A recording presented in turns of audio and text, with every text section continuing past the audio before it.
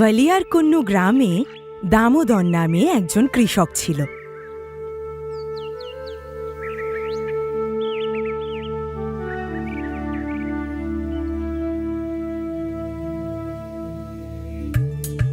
গ্রামের সকলে দামোদরকে খুব পছন্দ করত, কারণ ও খুব পরিশ্রমী আর ভালো মানুষ ছিল।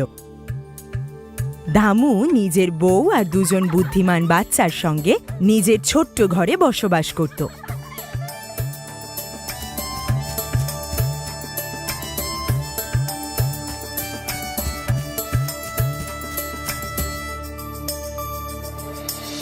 দামু আর ওর পরিবার চলত নিজেদের ঘরের পাশের ক্ষেত থেকে বিভিন্ন ফসল ফলিয়ে সেগুলো অনেক দূরের বাজারে বিক্রি করার টাকা দিয়ে।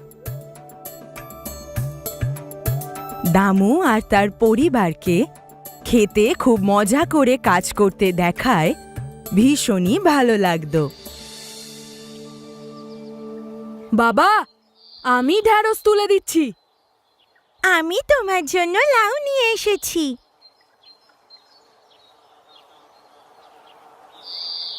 আরে এই পটলগুলো তো এখনো ঠিক করে পাকেইনি, এগুলো আমি পরের সপ্তাহে তুলব। বাচ্চারা সাবধানে, পড়ে যায় না যেন।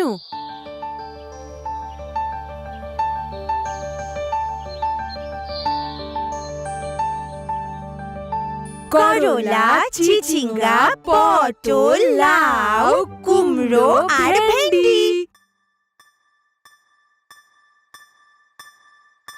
নারকেল, আম, লেবু আছে, এসো রে, কেন রে?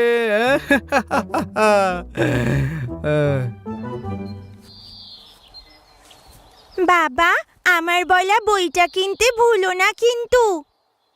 বাবা, আমার রং পেন্সিলটাও এনো। ঠিক আছে, ভুলবো না, সব কিনে নিয়ে আসবো। টাটা।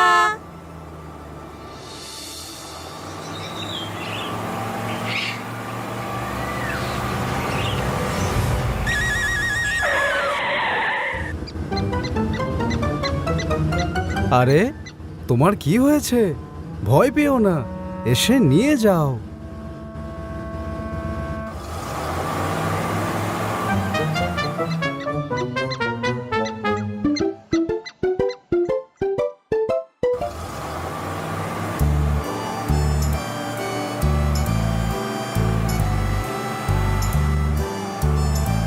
আর দেরি না করে দামু সমস্ত সবজি নিয়ে বাজারে এসে পৌঁছালো। দামু নিজের সবজি মাথাইয়ের দোকানেই সবসময় বিক্রি করত। কে ব্যাপার দামু, সব ভালো তো? আমি ভালো আছি মাথায় দাদা। আমার সব গ্রাহকেরাই আমার দোকানে এসে আমাকে বলে দামু যে সবজিগুলো তোমার দোকানে দিয়ে যায় সেগুলো সত্যিই সুস্বাদু। দাদা, আমি আমার জমিতে কখনোই রাসায়নিক সার ব্যবহার করি না, বরং জৈবিক সার দিয়ে চাষ করি। যদিও দামু তোমার এই সবজির জন্যই কিন্তু আমার বিক্রিও প্রচুর বেড়ে গেছে। আমরা যদি ভালো জিনিস বিক্রি করি তাহলে লোক তো কিনবেই না দাদা। হ্যাঁ, অবশ্যই।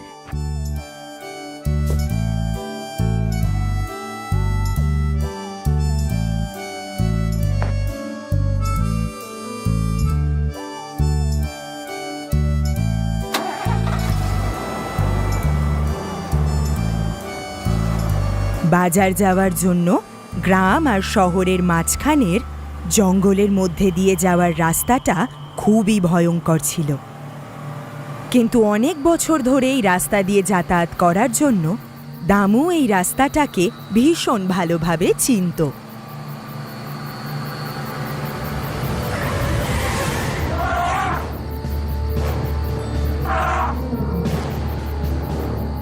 আরে আমার মাথায় ঢুকছে না, ও মাঝ রাস্তায় দাঁড়িয়ে করছেটা কি? আরে এ তো আমার গাড়ির দিকেই সোজা হেঁটে চলে আসছে।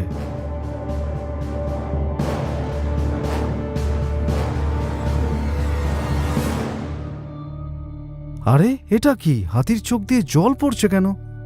আচ্ছা ঠিক আছে, যাই হয়ে যাক, একবার গিয়ে তো দেখি।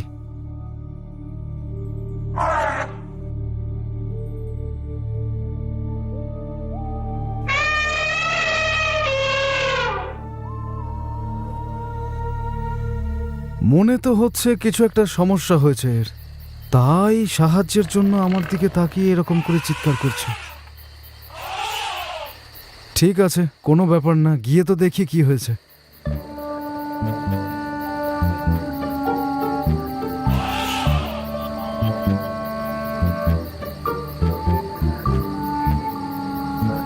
আরে ভাই, এই হাতি আমাকে কোথায় নিয়ে চললো?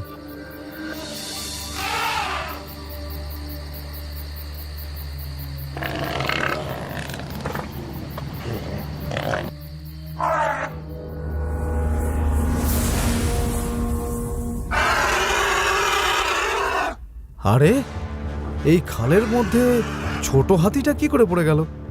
আরে এই পাপ কাজটা কে করলো? হ্যাঁ, আচ্ছা এবার বুঝলাম তুমি আমাকে এখানে কেন নিয়ে এলে। ঠিক আছে, আমি তোমাকে অবশ্যই সাহায্য করব। তুমি কোথাও যেও না, তুমি এখানেই থাকো, আমি এক্ষুনি চলে আসছি।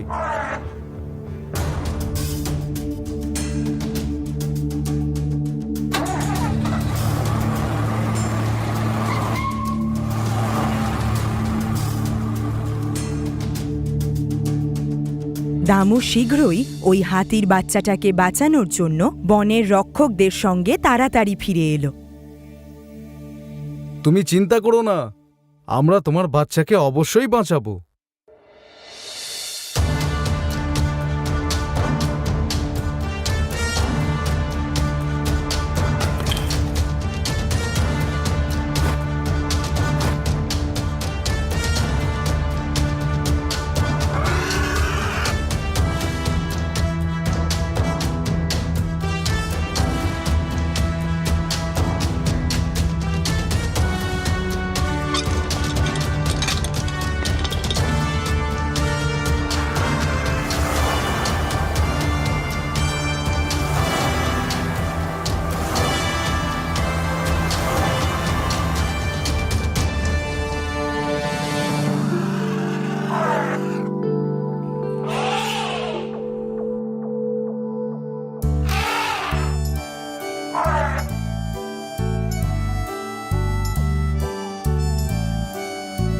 বুঝলে দামু, এই দুনিয়ায় তোমার মতো লোকের দরকার যারা নিজের কাজটা করে, তাও কর্তব্যের সঙ্গে।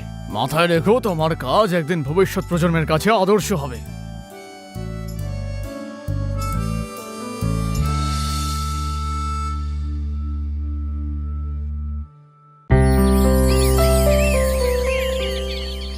একটা জঙ্গলে একটা হাতির পরিবার থাকত। একটা পুরুষ হাতি আর একটা মহিলা হাতি, আর ওদের দুটো বাচ্চা ছিল। আর ওই হাতির পরিবারের মধ্যে সবচেয়ে ছোট বাচ্চাটা ভীষণ দুষ্টু ছিল।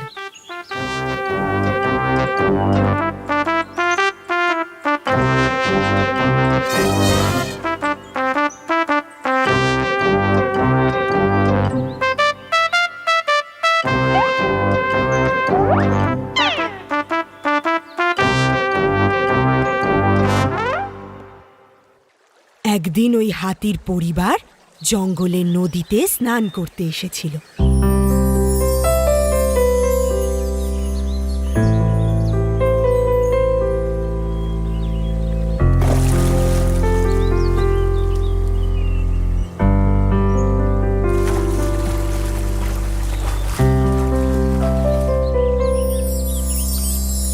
স্নান করার সময় ছোট্ট হাতিটা খুবই দুষ্টুমি করছিল।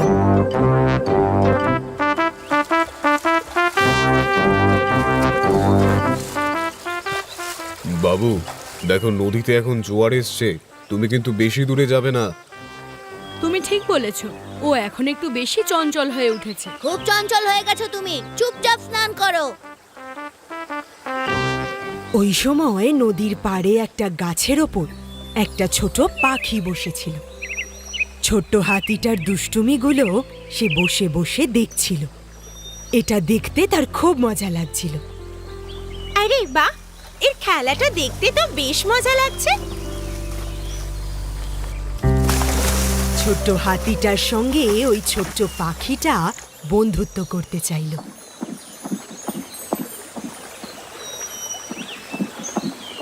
তোমার খেলাটা দেখে আমার খুব ভালো লেগেছে। তোমায় খুব বুদ্ধিমান মনে হচ্ছে। আমার সাথে বন্ধুত্ব করবে? কি? তোমার এটা জিজ্ঞেস করার সাহস কিভাবে হয়? তুমি কি এটা আদেও জানো আমি হাতির বাচ্চা? এই পৃথিবীতে সব প্রাণীর মধ্যে আমি সবথেকে বড় প্রাণী। তুমি একটা বোকা পাখি। আমরা কখনোই বন্ধু হতে পারি না। তোমার কোনো যোগ্যতা নেই। ও, তাহলে এই ব্যাপার। আমি তোমায় এমনিই জিজ্ঞেস করছিলাম। তোমার খারাপ লাগলে ক্ষমা করে দিও। আর ওই ছোট্ট হাতিটার সঙ্গে সে বন্ধুত্ব করতে পারল না। বেচারা ছোট্ট পাখি, সে মন খারাপ করে ওখান থেকে চলে গেল। আর ছোট্ট হাতিটার দুষ্টুমি আরও বেড়ে গেল। তারা স্নান করার পর জঙ্গলের দিকে যেতে লাগলো।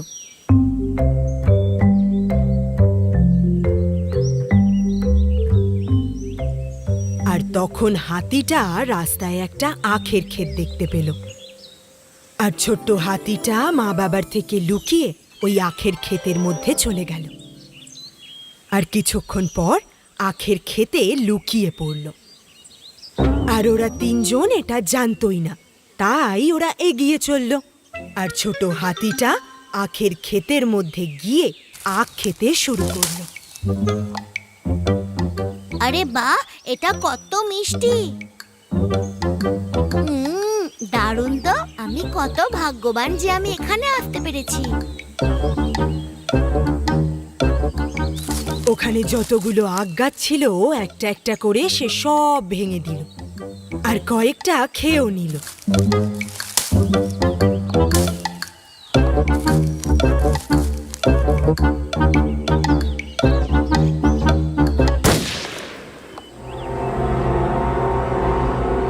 ও, শিকারী! শিকারীকে দেখে ছোট্ট হাতিটা দৌড়তে লাগলো আর নিজের রাস্তা হারিয়ে ফেলল।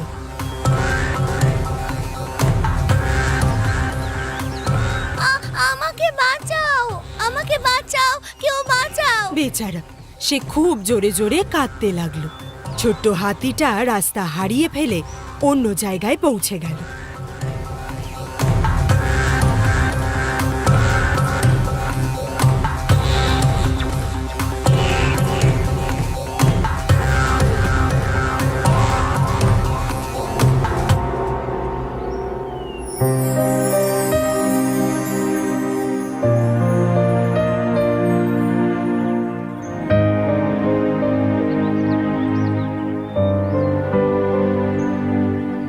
রাস্তা খুঁজে না পেয়ে সে খুব কাঁদতে লাগলো। মা, বাবা, এখন আমি কোথায় যাব? মা, মা!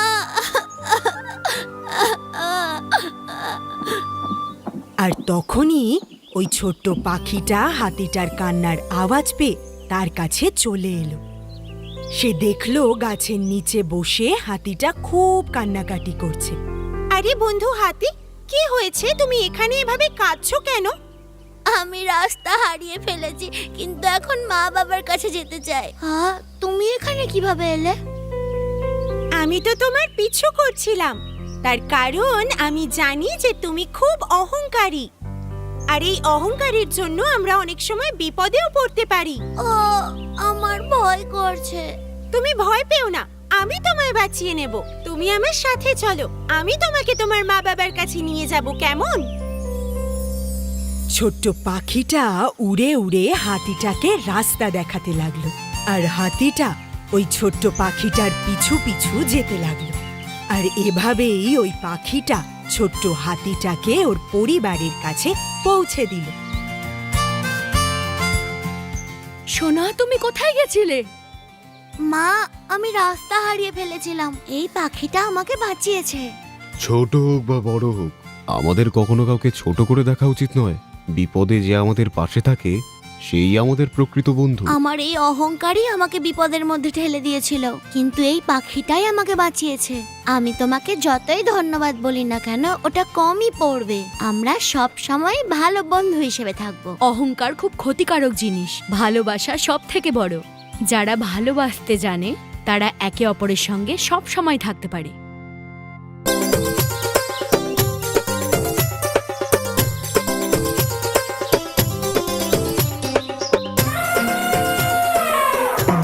পালা রে, যদি প্রাণে বাঁচতে চাস।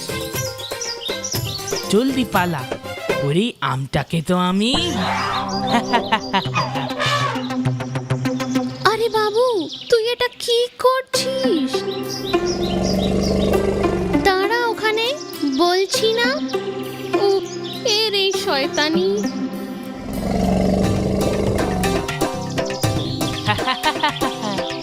জি জি জি জি জি জি।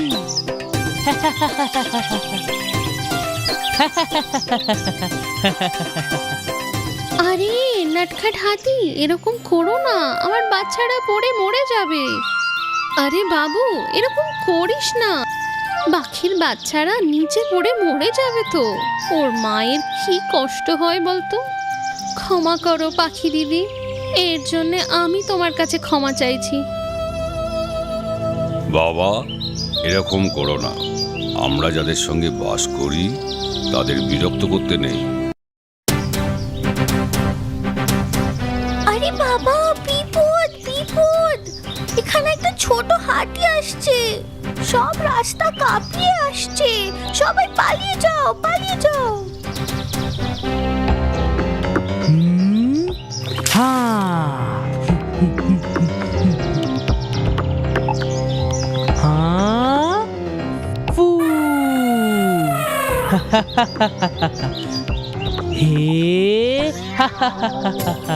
ওর ওর উড়ে যা, উড়ে গেছে। প্রজাপতিও উড়ে গেছে, ফুলও উড়ে গেছে। এখন আর হাতে হাত ধরে বসে কোনো লাভ নেই, বিল থেকে বেরিয়ে প্রাণ বাঁচাতে হবে। তাহলে আমাদের বিল? জলদি করো, ওসব ছাড়ো, এখন প্রাণ বাঁচানোর কথা ভাবো শুধু। জলদি জলদি, হাতি এখানে পৌঁছে গেছে, তাড়াতাড়ি করো না।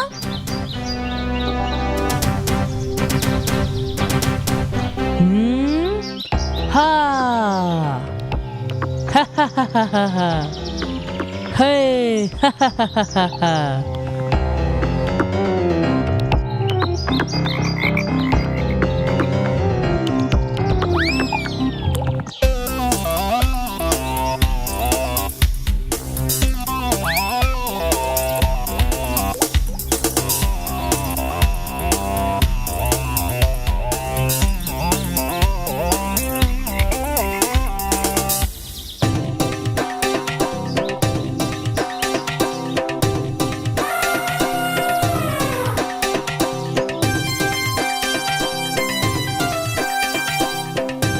এইভাবেই হাতি রাজাকে একটা শিক্ষা দেওয়ার জন্য ওনারা নির্ণয় নিল একটা পুকুরের পাশে।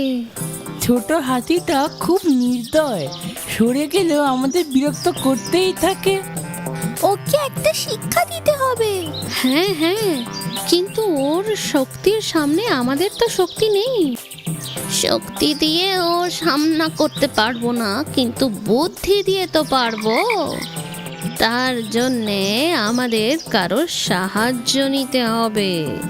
এখানে কাছেই একটা ইঁদুর থাকে, ও আমার বন্ধু হয়। আমাদের দুঃখের কথাটা ওকে বললে ও আমাদের সাহায্য নিশ্চয়ই করবে। হ্যাঁ, এটাই ঠিক হবে। তোমাদের দুঃখের কথা শুনে আমারও খুব দুঃখ হচ্ছে। আমি তোমাদের নিশ্চয়ই সাহায্য করব। নটখাট হাতি রাজাকে একটা শিক্ষা দিতেই হবে। একদিন ওই নটখাট হাতি সারাদিন দুষ্টুমি করার পর আরাম করছিল।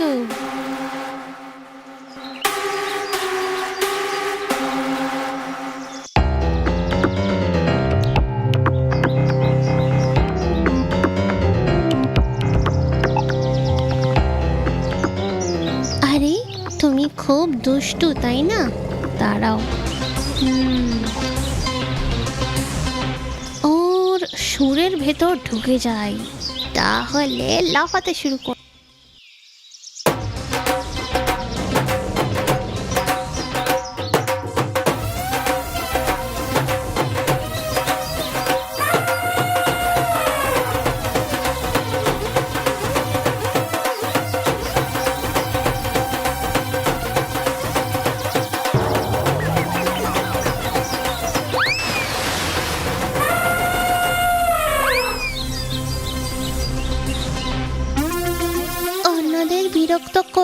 খুব আনন্দ পাও না তুমি? ওদের দুঃখটাও তুমি বোঝো। হ্যাঁ, তুই ঠিক বলেছিস। আমি অনেক লোকেদের জ্বালিয়েছি, কিন্তু ওটা যে জ্বালানো আমি বুঝতেই পারিনি। আমার জন্য সবটা খেলার ছলে আর মজা ছিল। আমি যাদেরকে জ্বালিয়েছি তাদের কষ্টটা আমি এখন বুঝতে পারি। এবার থেকে আমি আর কাউকে বিরক্ত করব না। আমাকে ক্ষমা করো।